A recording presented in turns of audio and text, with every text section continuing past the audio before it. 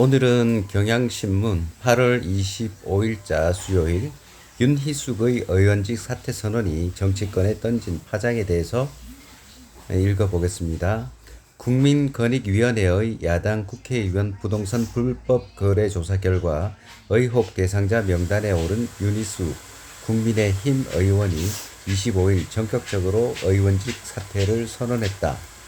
윤 의원은 부친이 세종시의 산농지에서 직접 농사를 짓지 않아 농지법을 위반했다는 의심을 받았다. 권익위가 투기 의혹이 있다고 한 여야 의원은 25명인데 의원직 사퇴를 선언한 것은 윤 의원이 처음이다. 전례가 없는 일이어서 상당한 파장이 일고 있다.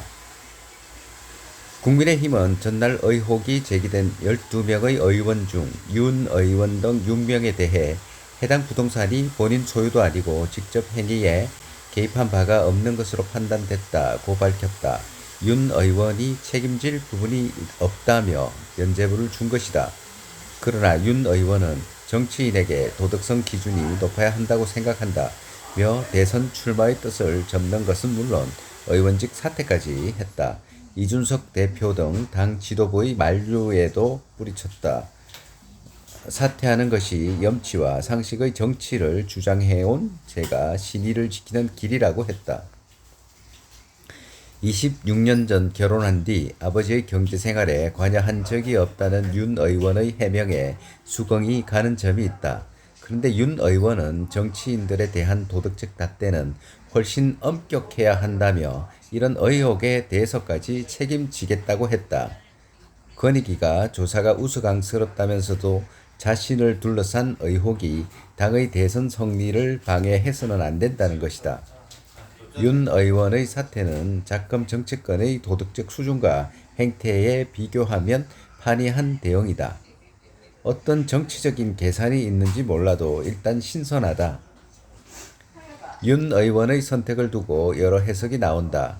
더 큰 정치적 꿈을 위해 사퇴했다는 것이다. 민주당 일각에서는 사퇴쇼라 비난하고 있다. 또 지역구 의원의 사직안은 국회 본회의 표결을 거쳐서 확정되기 때문에 윤 의원의 사직이 실현될지 의문이라는 회의적인 시선도 있다.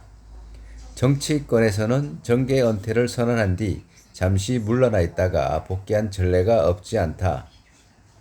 혹여 윤 의원도 그런 일을 염두에 두고 있다면 역풍에 직면할 것이다. 권익위 발표 직후 의원들의 소명만 듣고 면죄부를 준 국민의힘은 부끄러운 줄 알아야 한다. 여권도 당내 의원들의 도덕성 문제에 책임있게 대응해야 한다. 윤 의원의 사퇴가 정치권과 공직사회의 도덕률을 높이는 계기가 되기를 기대한다. 대선 주자들의 부동산 거래도 더욱 엄격히 검증해야 한다.